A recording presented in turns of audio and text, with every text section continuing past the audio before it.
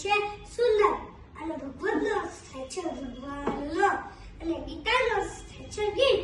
ભગવાન શ્રી કૃષ્ણ સુંદર સુંદર ગાયેલું ગીત.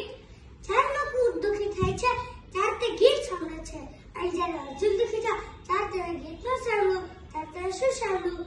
ત્યારે તેને ભગવાન શ્રી કૃષ્ણનું સુંદર સુંદર ગાયેલું ગીત સાંભળ્યું. તમને ખબર છે તે ગીત કેવું છે? તે શ્રીમદ ભગવદ ગીતા જ છે.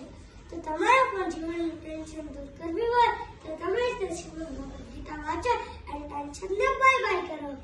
હું તમને એક એક્ઝામ્પલથી સમજાવું છું કે આપણે દુકાનમાં જઈએ છીએ, એક ઇલેક્ટ્રિક ટોર્ચ લઈએ છીએ, એની સાથે મેન્યુઅલ બુક આવે છે.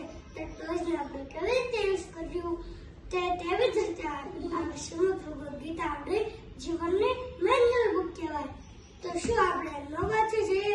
તો ચાલો સર તેજાની પરિવાર આપણે મળીને સંકલ્પ લઈએ કે શ્રીમદ ભગવદ ગીતા કોઈ દી દર વખતે આપણે વાંચીશું, કોઈ દી ને ભૂલીએ. યદા યદા હિ ધર્મસ્ય ગ્લાનિર્ભવતિ ભારત અભ્યુત્થાનમ ધર્મસ્ય તદાત્માનં સુજાયતામ પરિત્રાણાય સાધૂનાં વિનાશાય ચ दुष्टां सर्वदुष्टापनार्थाय संभवाय युगे युगे जय विष्णु.